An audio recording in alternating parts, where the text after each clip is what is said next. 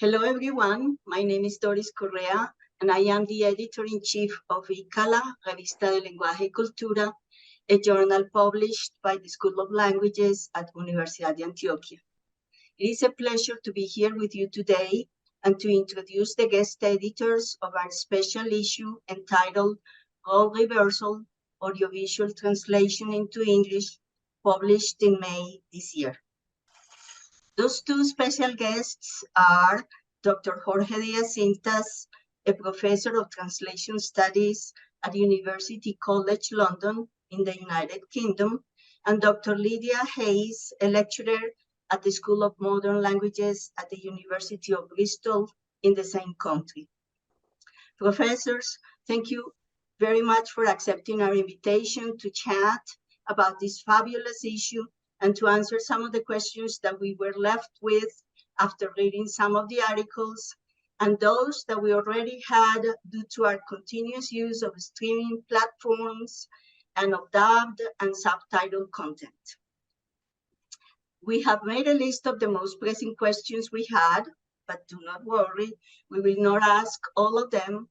We have managed to boil them down to up to 7, so that we have time to really go deep into them and maybe ask some following up questions if they come up. Okay, ready? Ready? Absolutely. Okay, I would like to start with the most basic and general question and then zoom in from there. Is that okay? Mm-hmm. Okay, that question is, why a special issue on ABT into English now? And what would you say are the key contributions to the field of ABT of the articles published in this issue? I'm happy to pop in here. So thank you very much, Doris. So I think the main reason that we focused on this topic as a kind of special issue theme is that it is a really interesting moment for audiovisual translation going into English. And a lot of that has to do with the mere fact that there's such an abundance of content on streaming platforms and such an abundance of streaming platforms themselves. And more, all of these different platforms or subscription video on demand services, as we tend to refer to them in writing, they have content from so many different languages in their original versions. And a lot of the companies might be based in the US or have a link with Anglophone production companies. So ultimately, there's been so much translation into English, whereas originally a lot of these companies may have focused on, English language production, and they'd be more related to English language production. So it's really interesting to see English as a post-production thought. And from my point of view, the English dubbing is very novel, at least in the last 5 to 6 years. So, and then Jorge is obviously our expert on subtitling, and there's a huge amount of subtitling and different norms being created on platforms. So in the issue, what we see is predominantly articles on subtitling into English. So I think there's about 7, and then the rest of them, so that'd be about 5, are focused on dubbing. And I think that's a very good representation of dubbing being on the rise, but that subtitling still being extremely important in all languages, but certainly in English. And the only other things we might highlight at this point of what's in the issue is that you'll see there are a lot of descriptive articles. So that refers to case studies, which is very popular in audiovisual translation. You find a lot of articles of that nature. And then we also have a few empirical studies, which are very interesting, drawing on the likes of questionnaires, and then a couple of theoretical articles too. So it is quite the full package to help to start painting a picture about localization into English. And there are so many different themes covered as well, like multilingualism, culturally specific references, terminology as well, such as in relation to the mafia. And I think we'll leave the rest open for people to read. Thank you so much.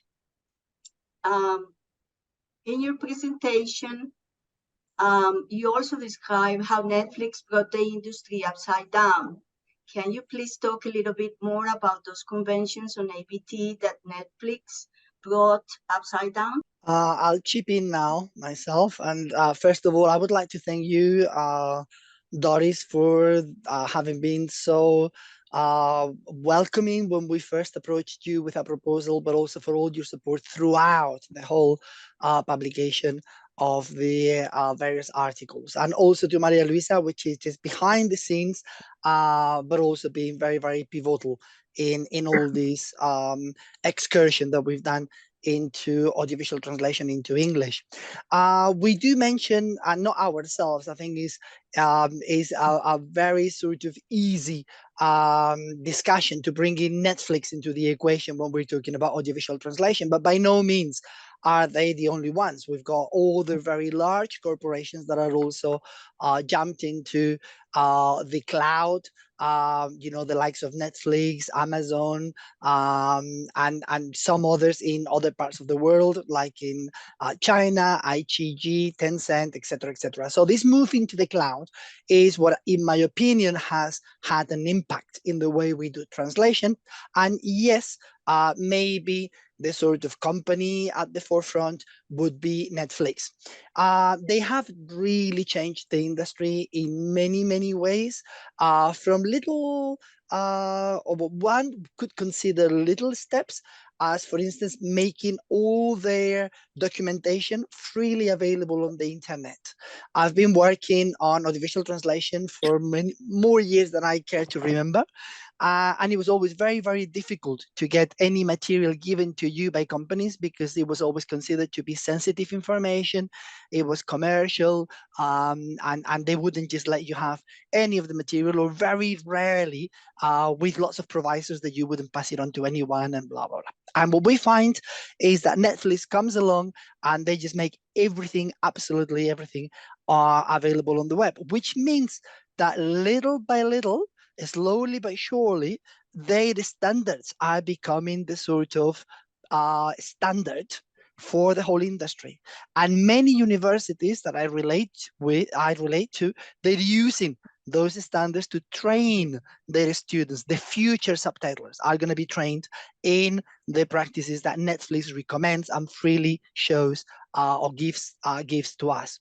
So this is one of the changes that I think has made them so prominent, and why they straight away come up to the conversation when we're talking about translation or subtitling in the cloud.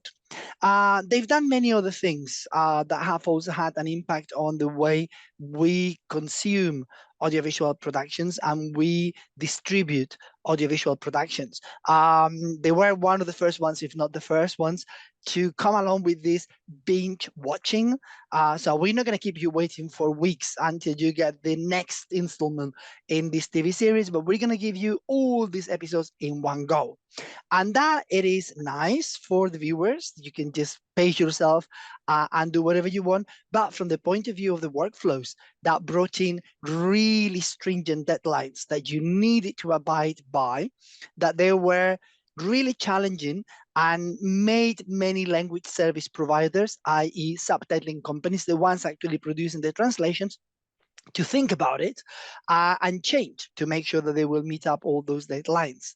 And then the other thing, again, there are many other things, but I think the other thing that I would like to highlight in here is their bet on making dubbing into English not just a sort of marginal thing, but make it a very professional, a very thriving practice in our field. We do have examples of dubbing into English. Almodovar, for instance, has been, some of his films were dubbed into English, Kika among those, but also Fellini many years ago, and he never took up the way that is done these days.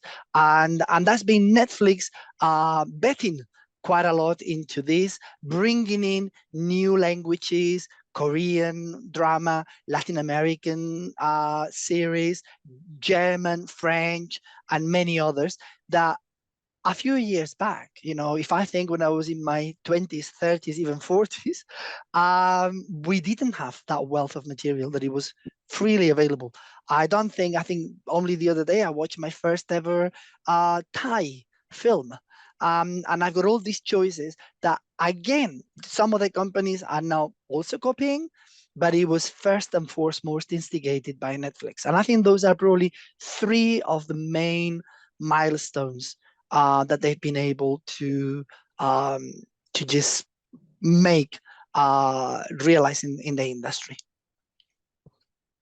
Thank you very much, Jorge. Lydia? So just to chime in on the same question about disrupting, so Netflix disrupting. Yeah, so I think Jorge has mentioned such valid and really important points there, especially in relation to Netflix getting into the production.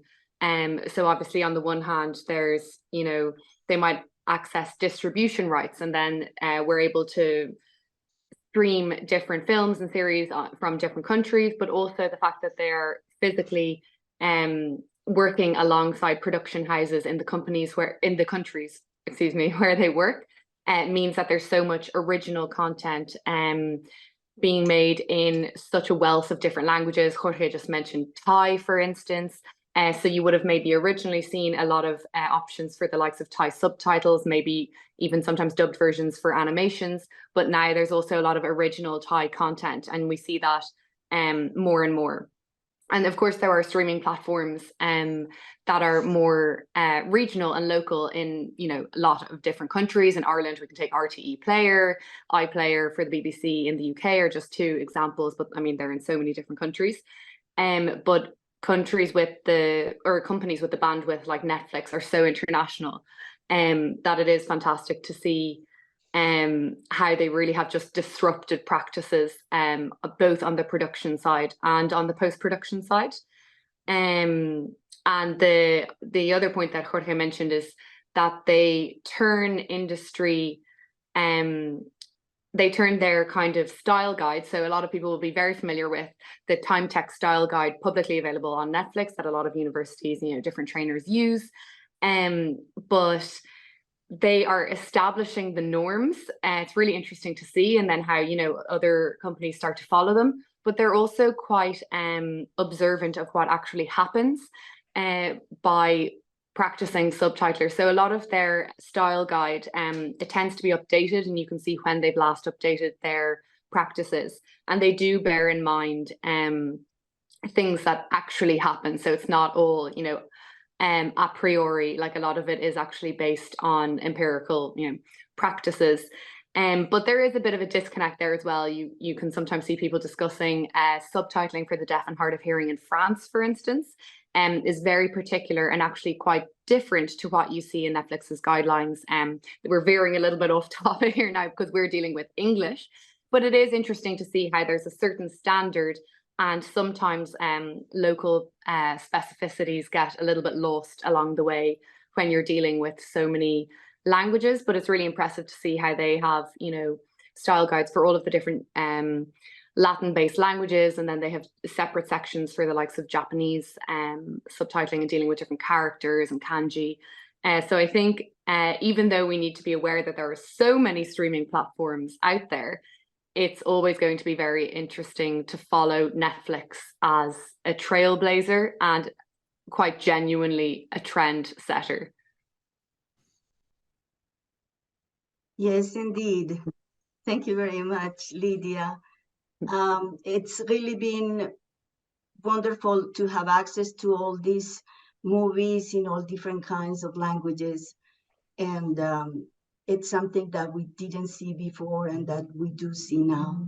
Okay, our next question is about adult and young people's preferences.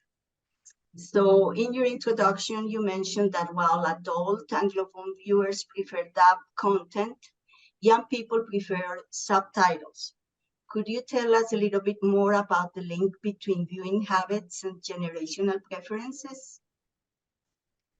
Yeah, I'm happy to chime in here. So this is something we found very interesting, and we did certainly dwell on it a little bit in the introduction, mostly because there's a lot to contemplate and postulate about it, even though there may not be concrete answers or empirical studies to suggest what precisely is happening.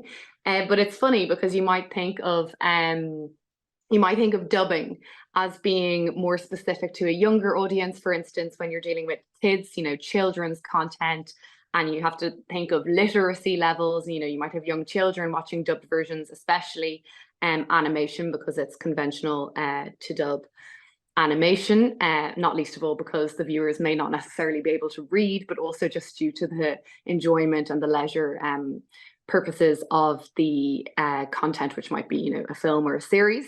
And on the other hand, you might think of adults as being more inclined to opt for the written, the subtitle version, and might have more of an interest in the original content and be curious to hear like that which is foreign.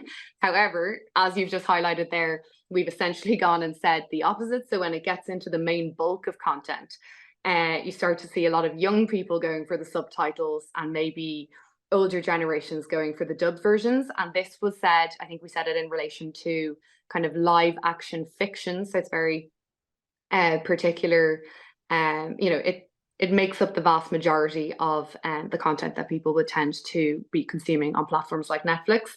And it really, I think we could say it really boils down to lifestyle and technological advancements. So when we think of the fact that nowadays people can access media on their phones, going back a certain amount of time, there wouldn't have been smartphones, let alone the existence of social media, and let alone the existence of being able to access social media out of the confines of maybe a computer in your house. So now people are accessing all sorts of different content on, whether it's emails or, social media, on their phones, and they could be in any sort of environment, and that will often be quite a noisy environment. So this could be people taking, trains, maybe sitting in a university common room and not having the ability to, maybe not wanting to disturb others, but also maybe not being able to hear the content very well. So they might have headphones in, but at the same time, if it's a little bit difficult to decipher what's being said, it's quite common to use subtitles as well. And also because I think this is something we also mentioned in the introduction, is that with technological advancements now, the ability for actors to move around much more on in their scenes or on set, rather than speaking into a camera. So, the kind of lapel mic, as they're sometimes referred to, has meant that it's quite ironic, because with these developments and having, a neater mic, it's actually less clear. Like the clarity in speech is not what it once was. So that means that a lot of modern day content is actually quite difficult to hear for anybody. So that goes for young and older generations. But because of maybe the habit of watching a lot of TV or different content on social media, it seems that younger generations are used to putting on the subtitles to try to hear the more and more content they're watching. And then even on the likes of social media, they'll often be faced with paint on subtitles. So they might watch a video where someone has just selected speech to text synthesis. So they may not be very perfect subtitles, but there will be subtitles kind of appearing almost in karaoke band rhythmo fashion. So I think young people being on social media, combined with the ability to access content from wherever you happen to be, definitely has a lot to do with it. And then I'd say for older generations, I mean, that's a bit, it's difficult to establish who we are referring to specifically, but more mature viewers going for dubbed versions can often be to do with customs, habituation, and what you're familiar with. So we're dealing with populations that have never really watched dubbed versions unless they happened to be, fans back in the last century of things like kung fu films, So there hasn't been foreign film dubbed into English readily available on national TV channels in English-speaking countries, generally speaking. So it's a big ask of older generations that have spent their whole lives watching English language originals, or if they really were interested in subtitles, they may have gone, or foreign content, they may have gone to watch it subtitled in an art house cinema. So I think that has a lot to do with it, and the fact that people just want to unwind, and it's much more similar to watching an original version when you're sitting down watching a dubbed version. The fact that you don't need that cognitive extra effort to read while you're listening is quite helpful. So there are just a few ideas of what might be happening, but it will be interesting to look into that. I think it's actually a research area that would be very interesting to do some empirical studies. Thank you very much for explaining that. I thought it was just me who felt the need to use the subtitles. No. Okay, our next question is a little bit more technical, and it's to do with the hybrid between lip sync and UN style voiceover. In your introduction, you also mentioned that the hybrid between lip sync and UN style voiceover is called lecture dubbing. Can you expand on this notion, please? And would it work for distant languages like the Asian ones, or for Romance languages too? Yeah, I think, I'll pick up where I left it before in this impact that we felt through Netflix. And this is actually terminology that is being used traditionally, but is being now nuanced by the likes of Netflix. Netflix actually are very shy to talk about subtitling, and they prefer to talk about timed text. And their guidelines are actually guidelines on timed text rather than guidelines on subtitling. And this is one of the changes in that field. In revoicing, and I'll go back a little bit, subtitling, everybody knows, you hear the original and then you get the 2 lines at the bottom of the screen usually. That's one way of approaching a translation. But what you could do as well is to leave, don't add any text, written text, and then play with the audio. That's what we call revoicing. We are going to revoice somehow the original production. We can do it in the traditional way that we've done for cinema. Think of any classical films when the main character in the film opens their mouth and you hear Spanish or Portuguese or Italian or German. We sort of suspend this belief and we just take it for granted that they're speaking my language. Otherwise, I will be taken away from the film, and I don't want that. So that is what we've called for many years dubbing. Netflix likes to call it lip sync dubbing. They call all the practices are called dubbing, which is a little bit like revoicing. We're going to use another voice. So one way they decide that, or in their classification, there are 3 different types of revoicing, of dubbing. So it's the traditional one that we always called dubbing, but now we are calling more lip sync dubbing to make sure that we can distinguish between the 3. And that is the traditional one, and is the movement of the lips usually that we need to do exactly the same as the original to believe that they are speaking our language. The second type, which was very traditional and we called voiceover, it is the typical one that you hear usually in interviews. You hear somebody speaking in German, and then the volume is lowered, and then the translation comes in. And then you can still hear now and again a bit of German in the background because there are pauses, and in the overlapping of the translation, we would allow a few seconds to hear the German at the beginning, hear the German at the end, and then we overlap the translation in Spanish or Italian. And this has been very traditional for documentaries, interviews. That's what we called voiceover traditionally, but Netflix also calls it dubbing because they are doing something with the voice.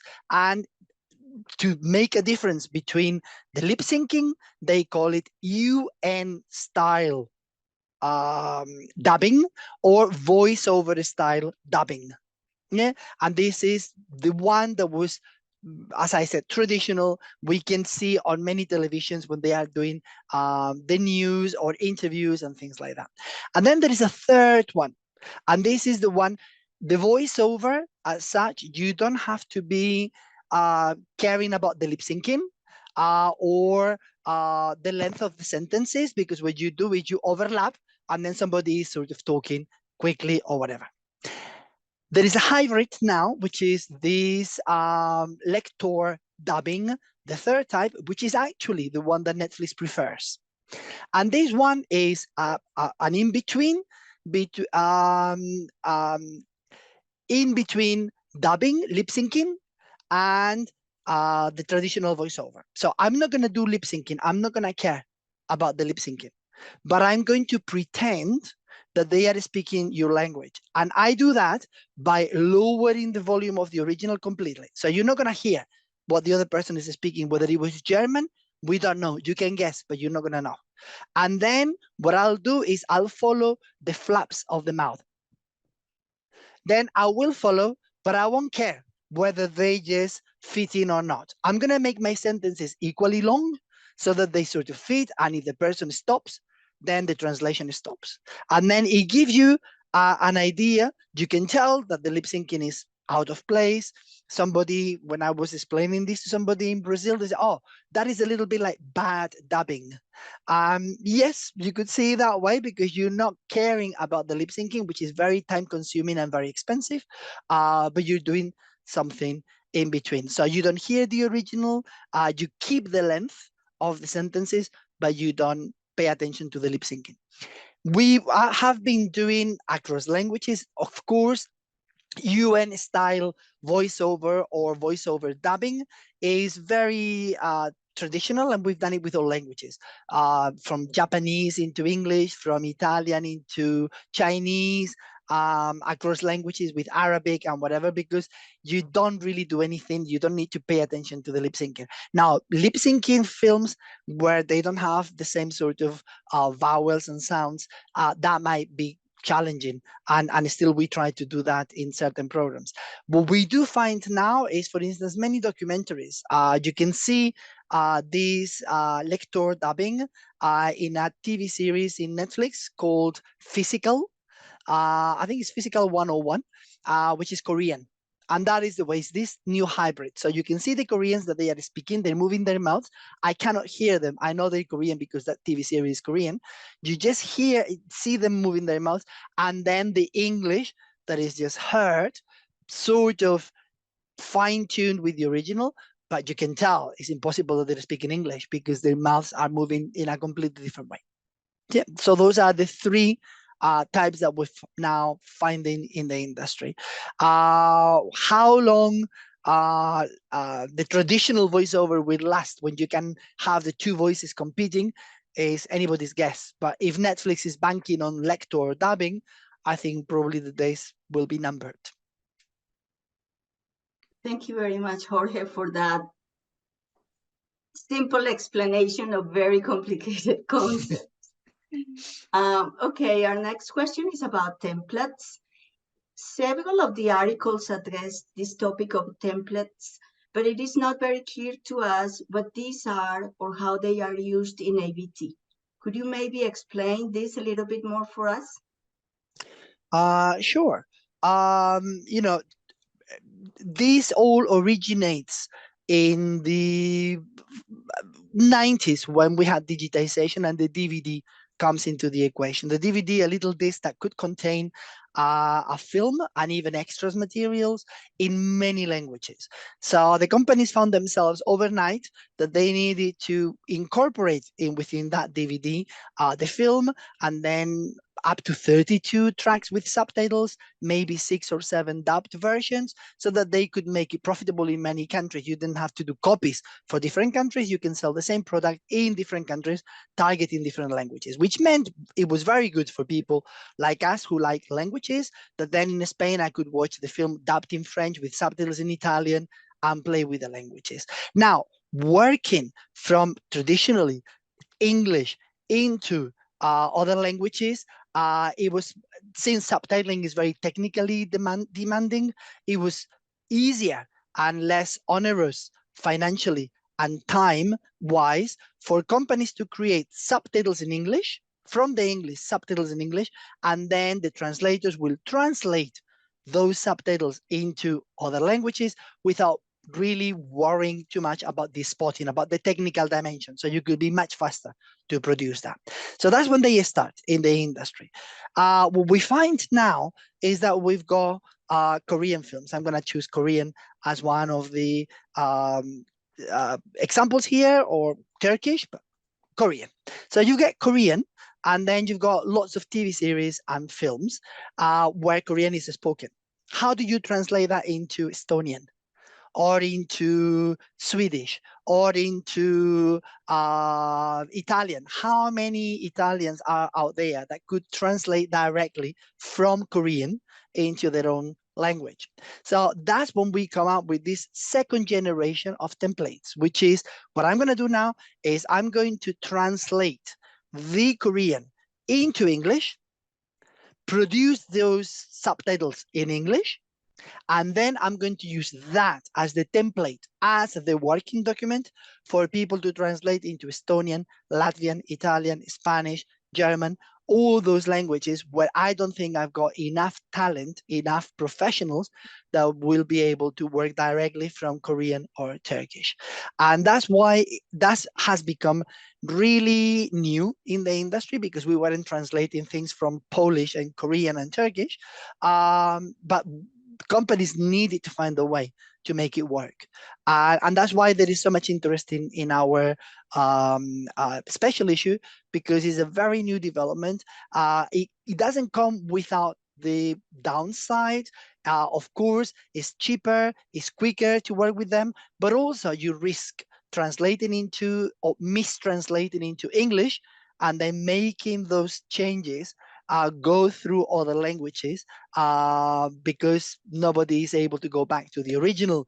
Or there may be solutions that they may be dealing differently with sexual references, with cultural references that maybe in English work perfectly okay, but might not work so well in Spanish or in Russian or in Arabic.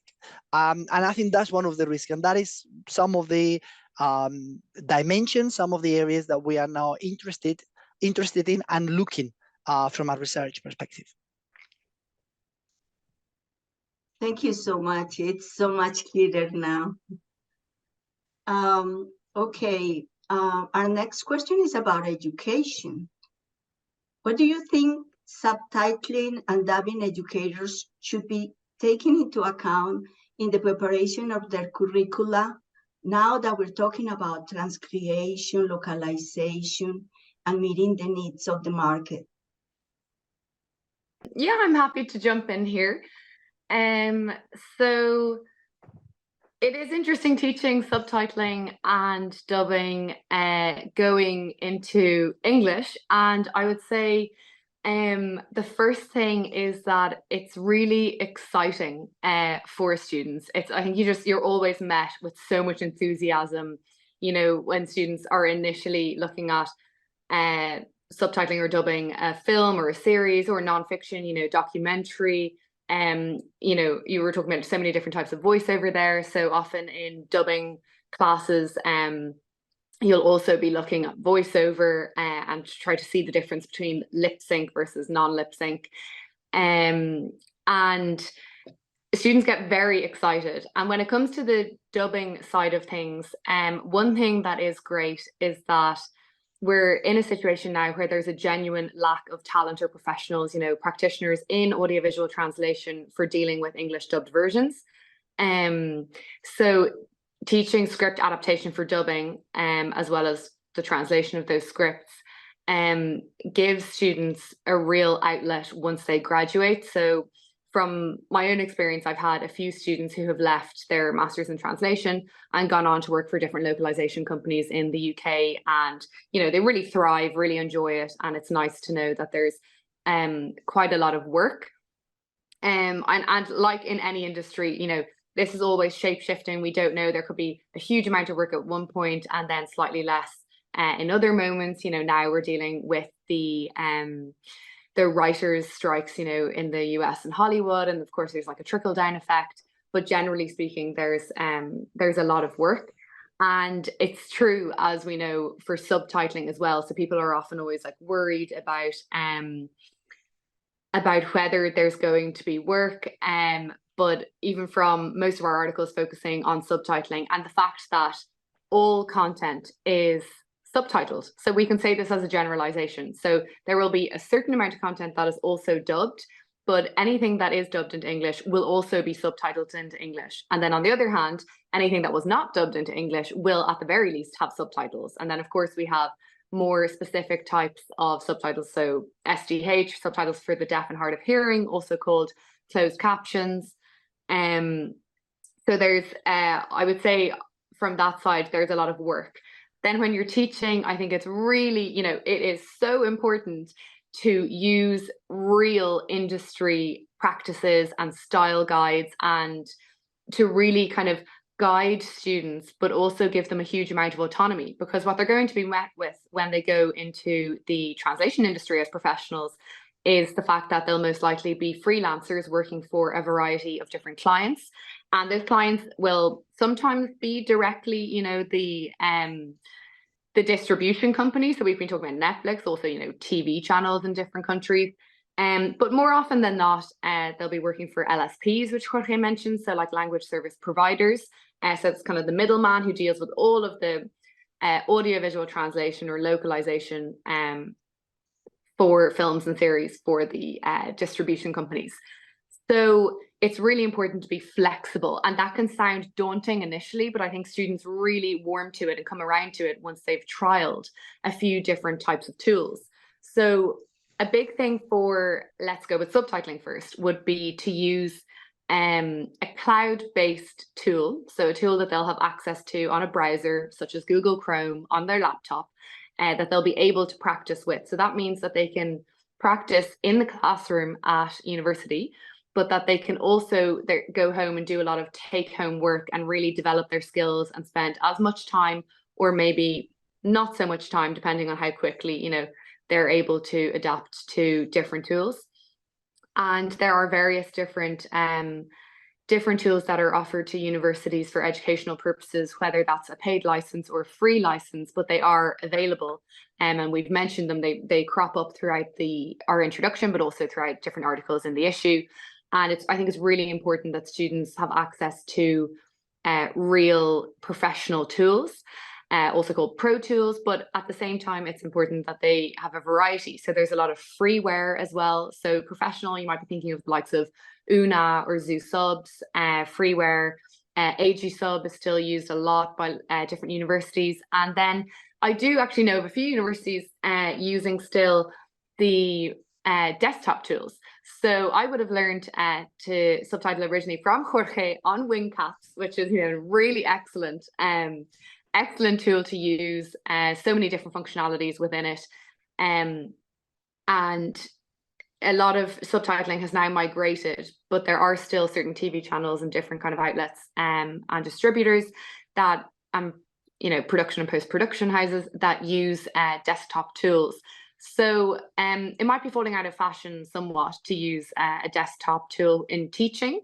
I think if there's scope, maybe if you have an entire module dedicated entirely to, say, the topic of subtitling, there might be scope to at least give students access to trying a desktop tool as well, if they can get into the university. But I think the biggest advantage is cloud-based tools, because there's so much flexibility for the students, the amount of time they can spend on these platforms, and for the lecturer to maybe give more time during the in-person face-to-face time to discussing the work that they've done, or theoretical pillars around what they're doing, or industry standards and practices. So yeah, the tools would be one thing, and then and the same goes for dubbing. So I think we'll maybe get onto this in the next question, but there are also tools for cloud dubbing that are extremely useful, and the likes of ZooDubs and VoiceQ just as examples, but there are plenty of others. And I think students develop a lot of confidence. You really instill confidence in them if they feel that they have a bit of that they've managed to master a tool, because it can be very daunting to think I need to learn how to use so many different types of technology in order to be able to do my work. And a good thing about exposing students to more than one tool, whether that be for dubbing or subtitling, is that they start to see they have so many transferable skills between the different tools, and they don't need to learn everything from scratch each time they move onto a different platform for creating subtitles. And then, for them, it's important for them to know the differences. So Jorge's been talking about, timed textile guides and templates. So a lot of the time, students will be specifically translating. So they'll be given a set of subtitles, which are timed already in a template, and they will start translating. On the other hand, they might be subtitling from scratch. So, that's referred to as spotting, actually creating the timings for the different subtitles. So I'm sure Jorge would definitely agree that it's really important for students to learn how to do the spotting. In other words, how to originate or create the subtitles from scratch with the timing, because there's no knowing which clients they'll ultimately work for and whether they're going to be asked to create the subtitles or to go directly to translating them. So it's essentially like giving the students the tools as if, like learning to drive a car, in manual or the stick instead of going directly to automatic. There's a huge amount of advantage there, because it means that these students who will become professionals are then eligible to do a lot of different type of work, and I think it also instills more confidence in them as professionals. They feel more capable. And then, so aside from these things mentioned, I'd say the only other thing I might add on in the teaching is the content. So we can make things really interesting, and lecturers can approach different companies, whether that be an LSP, so the language service providers, or production companies, and they can ask for, a small amount of clips and content, because it's always quite difficult with, we're always looking for Creative Commons and whether we have the permissions to share certain content for educational purposes. But it's within audiovisual translation, it's really fantastic to see so many lecturers are in dialogue all the time with industry professionals, and that gives us, if we're in dialogue, we try to make sure that we're teaching in the right way that's going to equip students to be able to do work that the industry wants them to do, while also being flexible for any changes that might arise. But at the same time, it means, we should really be looking to take advantage and ask them, okay, we're training these future professionals. Is there anything you could also help us with? And often there is the possibility of getting, a little bit of content just to have more hours of practice, because it's by practice that you start, subtitling becomes muscle memory, or even with the dubbing tools can be a bit difficult to use sometimes, or just daunting as something new. And I think the more time you have and more content to practice on means that you'll become confident and much better at it. And yeah, I think that's probably most of what I could say. We could go on for hours, but I think I'll leave it there on that question. Thank you, Lydia. Lots of ideas for programs there. Our last question has to do with artificial intelligence. In your experience as teachers and subtitlers, what do you think is going to happen to the subtitling and dubbing industry now that we have so many advances in artificial intelligence? Okay, I might chime in, at least in relation to dubbing. So there's a lot of technology being developed, and it's really, really interesting. So the whole speech to text, like automatic synthesis, and then text to speech that we mentioned that previously on in this conversation in relation to subtitles. But often you can have text, so a transcript of what has been said. Okay, so whether that's been created automatically or not, that then can be turned into speech. So text, so that's called text to speech synthesis. And there are so many different technical programs that are developing the ability to do this at the moment. And it's really impressive to see the level of naturalness in the orality that they can kind of manage to establish. Like, for instance, some programs are able to change the intonation, so the amount of rises and falls and the cadences, the tension of the speech, change to different accents, and that is an area where AI is quite interesting. But the human element in audiovisual translation, it's often underestimated, and every time there's a technical or technological advancement, we seem to come back actually to the human element and realize, okay, there's some sort of a deficit here, or we really need human input, at least for quality control. And from that point of view, I think if we look at cloud-based subtitling tools that are used in many different countries to create dubbed versions, people often picture the voice talents, so the voice actors, the dubbing directors, etc. They often picture them all in different locations, and that is sometimes the case. And that's kind of one of the points of such an advantage of being able to record remotely. But what actually happens in a lot of instances is actually that the cloud tool might be used in a studio.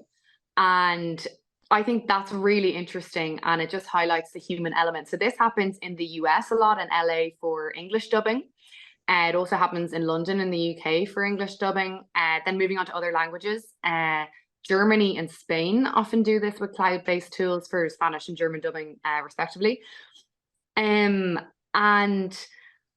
so I think that even though we have these developments and you might be able to create a script, there's always going to be this human element of people wanting to be either in-person recording or at least having some sort of a human involvement in the creation of the script. And Jorge mentioned you can kind of lose a lot of information through Chinese whispers, as people say, when you have a pivot language with a template, and that can happen for English as well.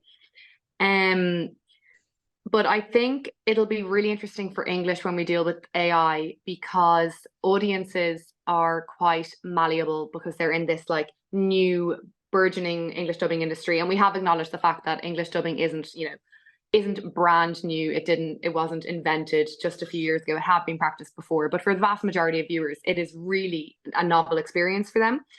And that means that they're so much more willing to accept different types of practices. So, it's not beyond the realms of possibility, even though it might seem quite, unlikely, that people might start to accept in English language dubs synthesized voices. But I wouldn't want to jump the gun and say that for certain.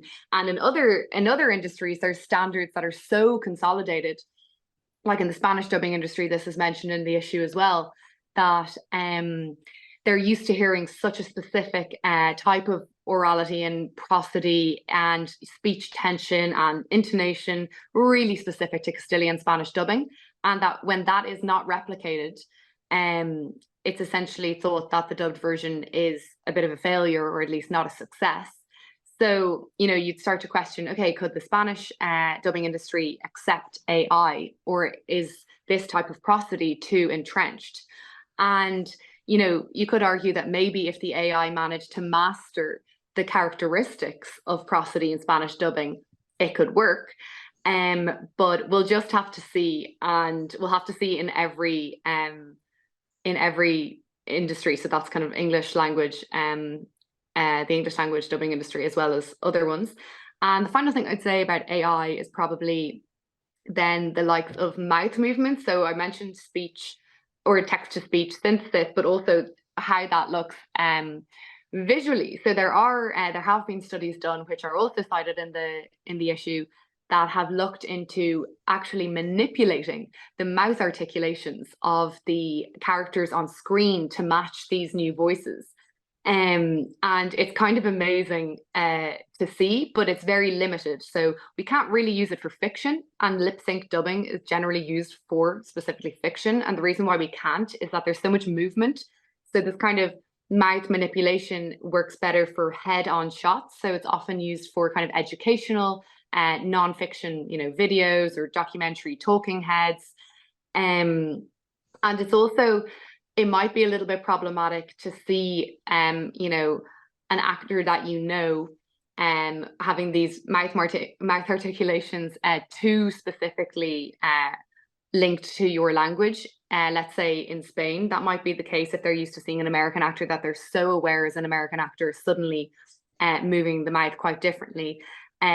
People actually need that, need to see that problematic area there. The whole point of dubbing is that it's almost perfectly matched, but only almost. But for English, it might be because people are not used to watching as much foreign content, they don't have as much familiarity with actors, for instance, it could work. So we'll just have to see. And I'm not sure if Jorge wants to chime in on something to do with subtitling here, because AI definitely comes into the equation as well. But that's I think that's where I would leave it on my end anyway. Jorge? Yes, no, that was very comprehensive, and I have very little to add.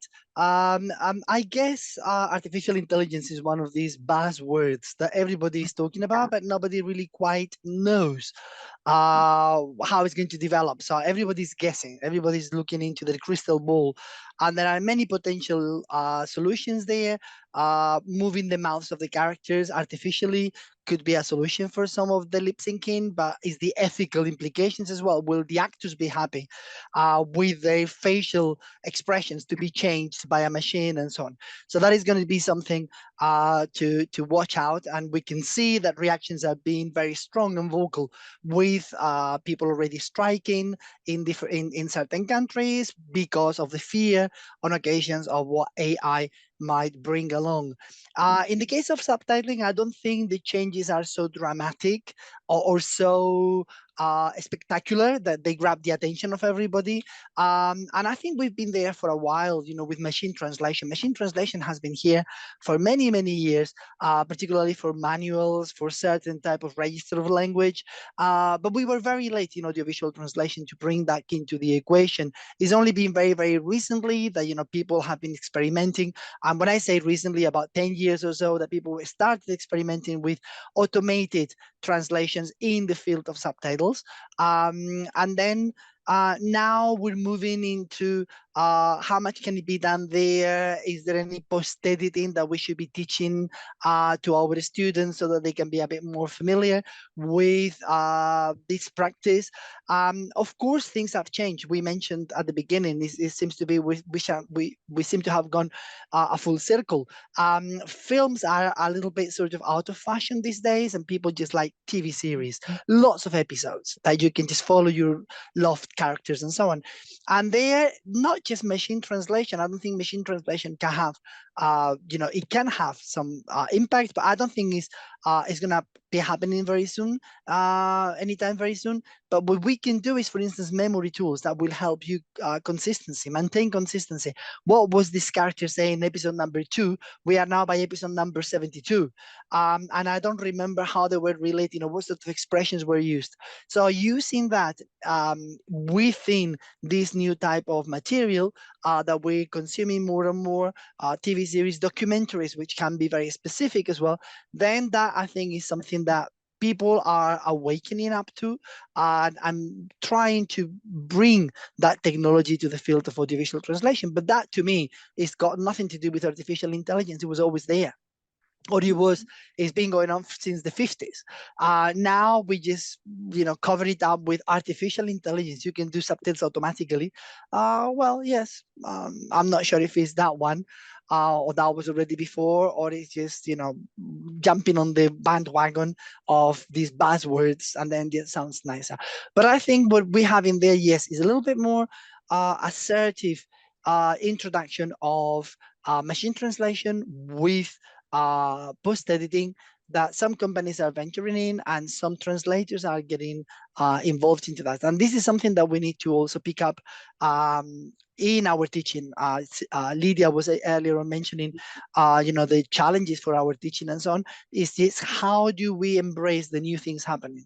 And if post-editing is happening in the industry, whether we like it or not, I think it's just ethical that we show our students that's what is going on. You might not want to do it, and if you're given the choice, you may say, no, I don't work in this way. But at least you should know how it's done and what sort of technology is out there so that you can compete, or you can just embrace if you like it. Well, thank you both for those interesting responses. We would like to ask you many more questions about this topic, but this is all that we have time for today. Thank you very much for the stimulating conversation. It has helped us dissipate many of the doubts about the topic that we had. Thank you also for all your hard work putting together this issue. It has had a very good reception among the AVT community, and we are sure it is going to be cited and talked about for a long time. Finally, we want to thank our readers for their interest in our journal and invite them to visit our webpage, Revista Íkala, at udea.edu.co, and to read the presentation made by our guests, plus the 10 studies and the 2 theoretical articles that compose this issue. Thank you very much.